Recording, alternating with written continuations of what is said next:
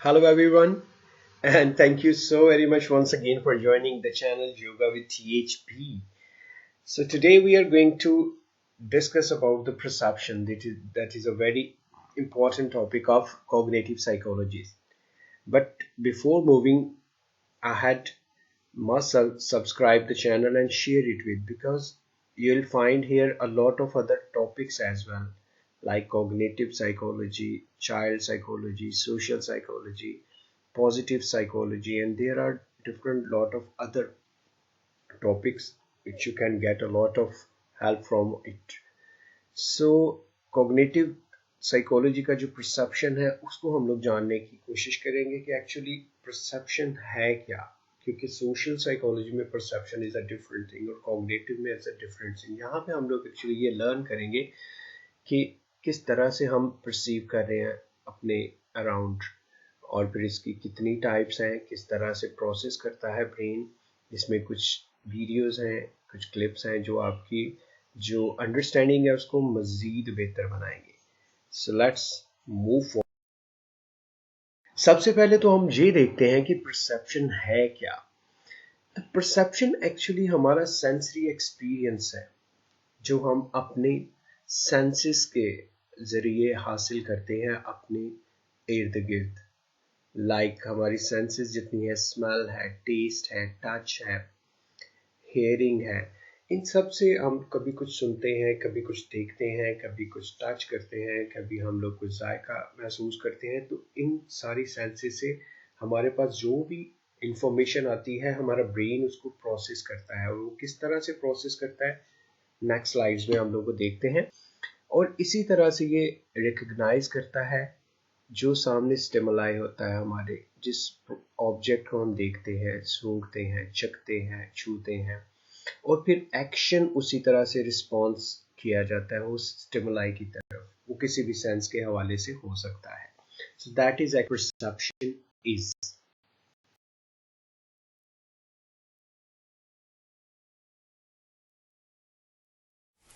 Sensory information के हवाले से हम लोग जानने की कोशिश करते हैं एक्चुअली कि वो क्या, किस तरह से हम लोग इसको प्रोसेस करते हैं थ्रू हमारे जो सेंसेस हैं, या परसेप्शन जब हम परसीव कर रहे होते हैं तो किस तरह से हम अपने जो अराउंड हमारे इर्द गिर्द जो हम किसी चीज़ को देखते हैं, चखते हैं, सुनते हैं, फील करते हैं, वो किस तरह से हम लोग कर रहे होते हैं। तो इसमें होता क्या एक्चुअली कि जब हम लोग किसी भी चीज़ को अपने सेंसेस, किसी भी ऑब्जेक्ट को देखते हैं तो वो इन्फॉर्मेशन हम लोग प्रोसेस करते हैं अपने ब्रेन में। अब फिर वहाँ पे क्या होता है कि इसकी डिफरेंट कैटेगरीज हम अपने पास बना लेते हैं, और फिर उसको प्रायोरिटाइज कर लेते हैं कि सबसे पहले हम क्या करेंगे, काम किस तरह से करेंगे, और किस तरह से इंफॉर्मेशन को प्रोसेस करेंगे। और सारे जितने भी हमारे सेंसेस हैं उनके ज़रिए जब परसीव कर लेते हैं फिर हम लोग इसको प्लान करते हैं, और फिर प्लान करने के बाद उसको हम लोगों ने स्केड्यूल करना होता है, उसको हम लोगों ने एक्शन में लेके आना होता है कि कौन सा काम, खाना कब है, पीना कब है, सोना कब है। ये सारे सेंसेस के ज़रिए हमारे पास जब इंफॉर्मेशन आ जाती है तो फिर हम कोई डिसीजन लेने के काबिल होते हैं ताकि हम कुछ एक्शन ले सकें। और इसमें जो इम्पोर्टेंट इन्फॉर्मेशन होती है उसको हम प्रोसेस करते हैं, वो हमारी long term, short term memory का हिस्सा बनता है। बाकी रेलिवेंट जितनी भी इंफॉर्मेशन है उसको हम निकाल देते हैं।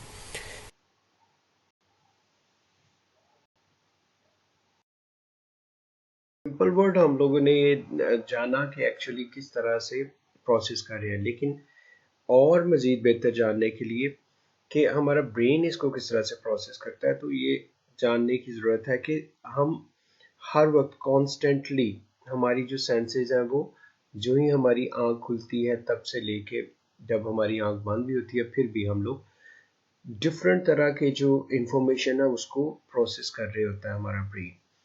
और क्या होता है कि इतने ज़्यादा एक्सपीरियंसेस किए जाते हैं through sight, sound, smell, taste, physical sensations. अब इन सारी जितने भी प्रोसेस हैं, इन सारी इंफॉर्मेशन को हमारा जो ब्रेन है वो इक्वली फोकस नहीं कर सकता। और फिर क्या होता है, अगर वो इसको इक्वली फोकस करे तो उसके लिए मुश्किल हो जाएगा कि इन सारी चीज़ों को schedule and plan and action करना। तो इसलिए वो इम्पोर्टेंट इन्फॉर्मेशन को अपने पास रख के बाकी जो इररिलेवेंट इन्फॉर्मेशन है उसको निकाल देता है, और इसी उसी को जो इम्पोर्टेंट इन्फॉर्मेशन है उसकी अकॉर्डिंगली हम लोग अपने एक्शन प्लान। इसको दो तरह की थेरीज जो हमारे सामने आई, एक तो टॉप डाउन प्रोसेसिंग हमारा ब्रेन किस तरह से कर रहा होता है। इसमें ये होता है कि जो ये प्रोसेस है ये जनरल इंफॉर्मेशन से स्टार्ट होता है टुवर्ड्स द मोर स्पेसिफिक। मिसाल के तौर पे कि ये परसेप्शन एक्चुअली हैवी इन्फ्लुएंस्ड होती है हमारी एक्सपेक्टेशन से। मतलब जो हम लोग एक्सपेक्ट कर रहे होते हैं कि ऐसा होगा, टीवी होगा, मोबाइल होगा, रेफ्रिजरेटर होगा, कार होगी, इस तरह की एक्सपेक्टेशन जो है वो हम अपने प्रायर नॉलेज की बेस पे, इसको कुछ लोग गट फीलिंग भी कहते हैं, कुछ लोग प्रायर नॉलेज भी कहते हैं, तो उसको क्योंकि हमारा ब्रेन हमें मुश्किल में नहीं डालना चाहता, वो कहता है कि जितना आसानी से हम अपने टाइम को मैनेज कर सके और बाकी दूसरे रोजमर्रा जिंदगी को भी, तो हमारा ब्रेन जो है अप्लाई करता है इस आसानी को हमारे लिए, और फिर फिल इन द ब्लैंक्स जिस तरह होता है उस तरह से वो खुद से इसको प्रोसेस कर रहा होता है और फिर एंटिसिपेट करता है कि अच्छा नेक्स्ट क्या हम देखने वाले हैं, सुनने वाले हैं, चखने वाले हैं। मिसाल के तौर पे कि आप अपने छत पे अगर खड़े हैं और आपको कोई दरख्त नजर आ रहा है अपनी बालकनी से, तो आपको उस दरख्त का सिर्फ ऊपर वाला पोर्शन नजर आ रहा है, नीचे वाला पोर्शन नजर नहीं आ रहा, तो हम हमारा ब्रेन क्या परसीव करेगा, क्या मैसेज हमें देगा कि ये दरख्त है। वो क्यों हमें ऐसा कहेगा, हो सकता है नीचे दरख्त ना हो, वो सिर्फ टेम्पररी हम लोग उसको देख ही रहे हैं, लेकिन क्योंकि उसने उसको प्रोसेस कर दिया, उसको आसान कर दिया हमारे लिए और फिल इन द ब्लैंक्स कर दिया कि ये एक्चुअली एक ट्री है। ठीक है, क्योंकि ये हमारा प्रायर नॉलेज था, हम लोगों ने पहले भी ये इस तरह की कोई चीज देख ली हुई थी या हम लोगों ने एक्सपेक्ट कर लिया कि ऐसा ही होगा, तो ये एक्चुअली टॉप डाउन प्रोसेसिंग है। मैं ये सामने आप देख रहे हैं, मैं आपको एक ये सेंटेंस लिखा हुआ है, you can probably read this easily despite the miss spelling. अब मैंने ये जो भी इसमें लिखा हुआ है ये सारे ही इसके स्पेलिंग जो है वो मिस स्पेल्ड है, वो गलत है, लेकिन आपके ब्रेन ने क्या किया कि फौरन से इसको प्रोसेस कर दिया, क्योंकि आपको यू के स्पेलिंग भी आते थे, कैन के भी आते थे, प्रोबेबली के भी आते थे, रीड दिस से, हालांकि ये सारे स्पेलिंग्स जो है वो गलत है। आप इसको दोबारा अगर देखेंगे ये टोटली मिस स्पेल्ड है। ये एक्चुअली टॉप डाउन प्रोसेसिंग की बेहतरीन मिसाल है आपके समझने के लिए कि देखें, देखते साथ ही आपने इसको पढ़ लिया, लेकिन ये सारा गलत था क्योंकि हमारे ब्रेन ने ऑलरेडी ये प्रायर नॉलेज पे एक्सपीरियंस किया हुआ था। राइट, चलिए नेक्स्ट देखते हैं इन दोनों में। अब जो बॉटम अप प्रोसेसिंग है उसको गिब्सन ने एक्चुअली, जो साइकोलॉजिस्ट था, उसने इंट्रोड्यूस करवाया और उसने कहा कि हम जो डायरेक्ट अप्रोच हमारी है अंडरस्टैंडिंग की वो एक्चुअली परसेप्शन है। मतलब उसका मानना ये है कि हम लोग किसी पुराने या अपने प्रायर एक्सपीरियंस या अपनी एक्सपेक्टेशन से परसीव नहीं कर रहे होते, बल्कि what you see is what you get. जो आप देखते हो, जो आप सुनते हो, जो आप चखते हो, जो आप टच करके फील करते हो, वही आपका एक्चुअली प्रोसेस करता है ब्रेन। जिस तरह उसने इसकी एग्जांपल दे के अपनी बात को क्लियर किया कि उसने सेंसरी डाटा जो है ब्रॉड टू रेटिना, अगर आप यहाँ पे देख रहे हैं तो बी अगर आपको लिखा आ रहा है तो इस तरह से वो कहता है कि हम लोग देखते हैं, फिर ये क्या होता है कि डाटा ट्रांसमिट करता है टू विजुअल कॉर्टेक्स में, हमारे ब्रेन में, और फिर नेक्स्ट इसका स्टेप होता है कि data processed to form visual experience. तो फिर इस तरह से हमें वो चीज़ जो है वो नज़र आती है, इस तरह वो चीज़ सुनाई देती है, इस तरह वो चीज़ का टेस्ट हमें आता है, इस तरह वो हम लोग फील कर सकते हैं। तो उसका जो मानना था गिब्सन का वो ये था। अब नेक्स्ट स्लाइड में हम लोग इन दोनों में डिफरेंसेस देखते हैं ताकि आप और मज़ीद बेहतर तरीके से इसको समझ सको कि टॉप अप प्रोसेसिंग क्या है और bottom up.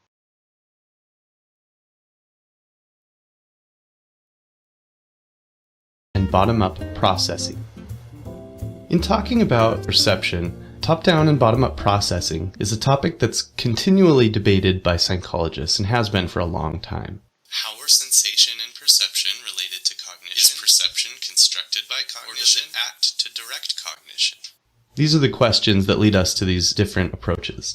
Let's start with bottom-up processing. Bottom-up processing is data-driven, and it states that perception directs cognition. That is, We start at the bottom with observable patterns, and these inform our higher order cognitive processes. Now I can simplify this a little bit with an example. Sensation involves your eyes collecting visual information, your ears collecting auditory information, and so on with the other senses. So if you imagine a mosquito buzzing around your head, your eyes collect visual data about the surrounding environment, your ears hear the buzzing, and once this data reaches the brain and is processed, perception has occurred. The cognitive component then takes over, and the intention to swat the bug is formed and transmitted into action. So the bottom-up process says that this outside data is used by the brain's cognitive processes to do things like make decisions and determine behavior. Top-down processing. Have you ever woken up in the middle of the night and shuffled to the refrigerator or bathroom in the dark? Sure, all of us have. But this is where the concept of top-down processing enters the picture. This approach states that our behavior is influenced by conceptual data housed within the higher order cognitive processes that construct our experiences and expectations. So, put more simply, with an example, you're wandering around your apartment in the dark. You're able to get around fairly well because you've conceptualized what your apartment looks like in the light from previous experience. That is top-down processing, because your perception and behavior was driven by what you expected to see, not just by the visual data alone. So, bottom-up processing states that perception directs cognition or behavior, and top-down processing states that perception is constructed by cognition.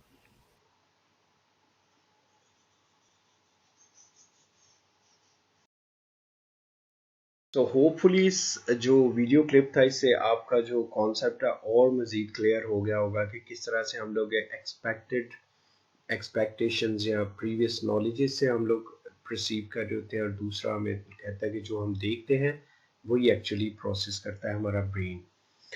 इसी को सामने रखते हुए एक Weber's law भी introduce हुआ। अब weber फिशनर law, ये तो इस नाम से भी इसको जाना जाता है। उन्होंने ये सजेस्ट किया कि जो इसको JND के नाम से भी जाना जाता है, जस्ट नोटिसेबल डिफरेंसेस के हवाले से। उन्होंने कहा कि जो JDN यानी कि जस्ट नोटिसेबल डिफरेंसेस है, वो एक कांस्टेंट प्रोपोर्शन है हमारे ओरिजिनल स्टिमुलस का, कि हम लोग जो ही उसको जस्ट नोटिस करते हैं डिफरेंस को, तो वही एक्चुअली हमारा ओरिजिनल स्टिमुलस होता है। वो उसी को हम लोग अपना जो रियल प्रोपोर्शन वो समझते हैं, चाहे वो सुनने के, चखने के, या टच करने के, स्मेल करने के, डिफरेंट जितने भी हमारे सेंसेस हैं उस हवाले से। अब इसमें जो इंटेंसिटी लेवल है स्टिमुलस का can also play a role in how much people notice changes. तो जो जो उस स्टिमुलस में या उस प्रोडक्ट में या उस ऑब्जेक्ट में उसका जो इंटेंसिटी है वो बढ़ती जाएगी, चाहे वो आवाज़ की सूरत में, चाहे वो टेस्ट की सूरत में, चाहे वो फील के सूरत में, उसी तरह से लोग जो हैं उसमें जो चेंजेस हैं वो नोटिस करेंगे। जो ही उसको नोटिस करेंगे तो वो समझेंगे कि ये कम हो रही है चीज़ या वो ज़्यादा हो रही है। इसको भी एक क्लिप से समझने की कोशिश करते हैं ताकि आप मज़ीद बेहतर तरीके से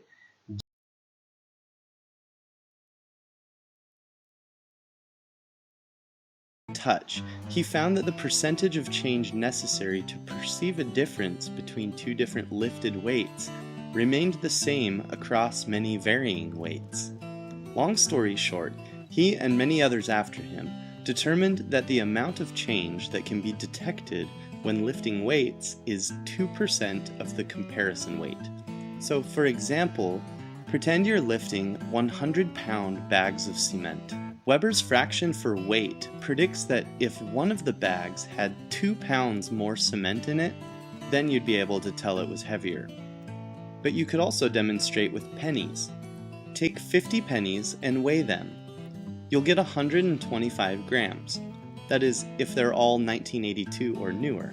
Weber's fraction, or the change you'll be able to detect if the comparison sample is 50 pennies, is 2% of 125 grams, or 2.5 grams. So if I take your pennies and bag them into 2 tissues, which is negligible added weight, and I put 50 in one and 51 in the other, and put the two bundles of pennies in your outstretched hands, you should be able to tell which one is heavier just by 1 penny difference, or by the Weber fraction for weight for this comparison.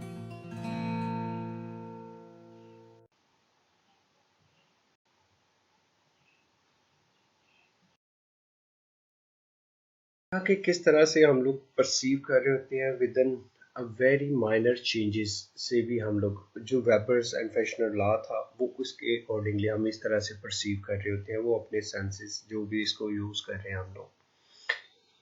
फिर उसके बाद perception में एक और हमारे सामने आया and that was a figure ground जिसको गेस्टाल्ट ने इंट्रोड्यूस करवाया। और गेस्टाल्ट का मानना ये था कि जो whole is more or different than the sum of its part। वो कहता था जो चीज हम देख रहे हैं और जो ज्यादा है वही एक्चुअली डिफरेंट है और वही डिफरेंस बनाती है और बाकी जो है वो सारे उसके पार्ट्स हैं उसको हम लोग अलग अलग देखते हैं। मिसाल के तौर पे सामने अगर आप ये गाड़ी की तस्वीर देख रहे हैं तो इसके पीछे भी बहुत ज़्यादा ऐसे जो टूल्स हैं वो पड़े हुए हैं लेकिन हम उसको नोटिस नहीं कर रहे। और अगर जब हम उनकी तरफ देखते हैं तो फिर गाड़ी हम लोगों को उस तरह से नज़र आ तो रही होती है लेकिन हम लोग इसको नोटिस नहीं कर रहे होते।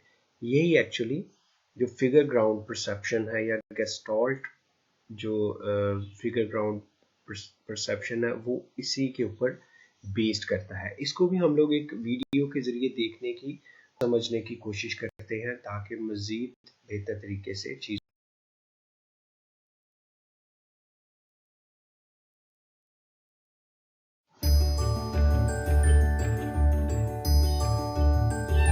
Look at some of these upcoming images. I want you to determine what you see first.